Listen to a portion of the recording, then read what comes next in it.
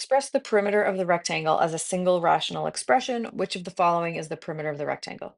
So perimeter is the distance all the way around. So I just want to add up the lengths of all four sides. So I want to do 7 over x plus 7 over x plus 8 over x minus 3 plus 8 over x minus 3.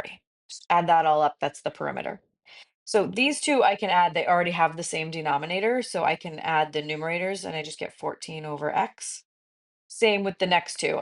They already have the same denominator, so I can just add the numerators, 16 over x minus 3.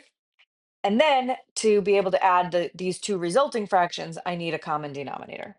So this one I'm going to multiply by x minus 3 over x minus 3.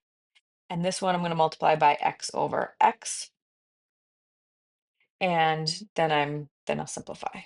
So I get 14x minus 3 times 14, which I can do in my head by doing 3 times 10 plus 3 times 4, which is 30 plus 12, which is 42. So 14x minus 42 over the common denominator, x times x minus 3, plus 16x over x times x minus 3.